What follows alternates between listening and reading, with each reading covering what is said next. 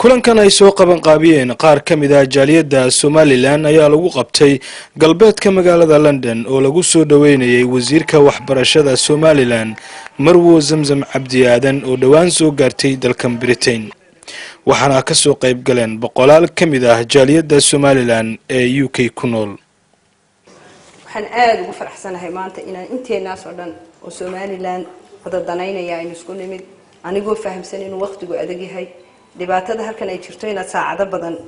meel ama u taraafasho ama aad meel muddo badan shirka qayb gashay inay waqti adag tahay haddana waxaan aad iyo aad ugu mahadnaqayaa sida aad uga soo qayb gasheen id waqtigiina qaaliga ah ugu soo horteen maanta inaynu halkan iska wareysano Somaliland waxaan kaloon hambalyo weyn u dirayaa dadka soo qaban qaabiyay xafladan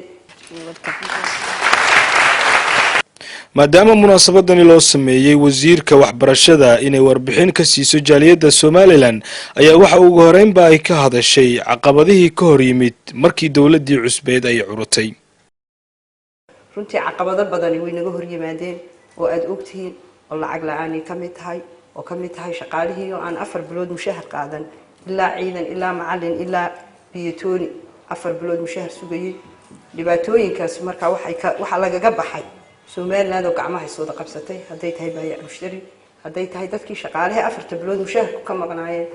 oo shaqadiisii waday oo aan joojin macallinka bal 4 bilood mushahar ka maqan hadana aroorba soo kala hayay ardaydii wuxuu dhigay waxay waxyaalo yaab leh anigu in yar markaan wasiirka ahaa waxaan u baxay miyiga waxaan maray ilaa Hargeysa ka baxay ilaa Oodweyne ilaa Burcaan ka soo wareegay meel iskuul laga dhisay yani waxaan yaabay xamaasada dadka reer miyiga waxay ku leeyihiin iskuuladii loo dhisay leeyahay annaka macalinka raashinka siinayna ee macallimiinta uu noo keena runtii xaqiiqadii waxaad moodaa waxbarashada dadku inay aad ugu soo jeedaan inay dareemeen Somaliland waxaan maqli jiray bariga hore xamar baa gelinka dambe seeraare iyo wax la tagi jiray habeenkii laakiin sayidka Somaliland ilmaha Chinese ma laha aroortii markuu iskuulka tago gelinkii dambe waxaad arkaysaa computer bay baranayaan habeenkii waxaad arkaysaa iskuulo kale oo Ingiriisi ka baranayaan ama ay in xisaab ama waxyaabihii ay ku daciifka ahaayeen ay ka baranayaan ilmuhu waxaad moodaa saacado badan inuu wax barto ay waalidkuna u huraan lacagta ay waxay u huraan inay ilmaha wax baraan runtii dhibaatooyin badan oo caqabadi way jiraan waxbarashadeena dabayaaqadii sanadkii la soo dhaafay ayay ahayd markii ugu horeyn ay xubno sarsare oo kamid ah dawladda Somaliland ay soo gaaraan dalkan Britain oo hogaaminayay madaxweyne Siilaanyo haddaba Zamzam oo ah wasiirka waxbarashada ayaa waxa ay noqonaysaa mas'uulkii labaad ee soo gaara Britain si ay warbixin u siiso jaaliyadda halkan ku nool haddaba waxay ka hadashay waxqabadka dawladda Somaliland muddadii ay jirtay wadanka guud ahaan markaan idinka warramo dawladda imika dhalatay ee aan shirarkeega ka qayb gali jiray marka aanu cabinet ka fadhino waxaad moodaa in meelihii wax laga qaban lahaa la abaarayo sidii wadanka development loo gaarsiin lahaa waxa la sameeyay guddi musqumaasqa iyo dawlad wanaaga oo wasaarad walba structure-keega eegaysa bal structure-ka inay ku shaqeyso waayo waxyaabaha wadankeena had iyo jeer ka dhaca waxa weeyaan in wax walba wasiirka ku xidhay wasiirka marka laga tagana madaxweynaha waxa weeyaan ilma yaro iskuul laga eriya madaxweynaha loola tagaya ilma yaro iskuul iyo wasiirku imanay marka wixii structure-kii baa la dib ha loo eego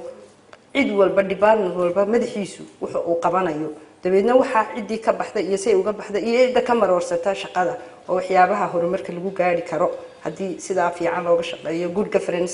governance-ka keeni kara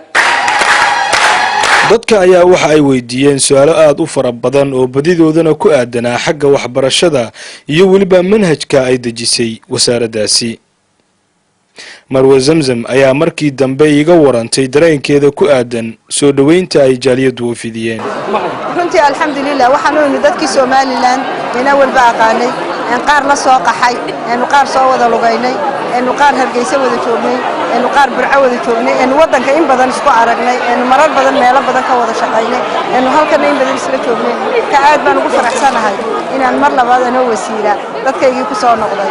anigoo Shuun Ibraahina halkan waxaanu aad iyo aad ugu faraxsanahay sidan wasiirada u soo dhaweynay iyo sida looga soo qayb galay xafladan aad iyo aad u qaayimaha iyo qaayaha badan leh haddaanu nahay dumarka reer Somaliland xafladan sida fiican noogu dhacday aad iyo aad baan ugu faraxsanahay Zamzam Cabdi Aadan waxa ay ka mid tahay wasiirada Somaliland ee dhawaan uu soo magacaabay madaxweyne Axmed Maxamed Maxamuud Siilaanyo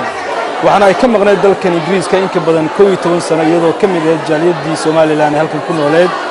waxaana ay maanta ku soo laabatay iyadoo wasiir ah sida aad arkayseen dad aad u fara badan oo ka mid ah jaaliyada Soomaaliland ayaa halkan ku soo dhaweeyay Ibrahim Umar Baafe wararka Universal London.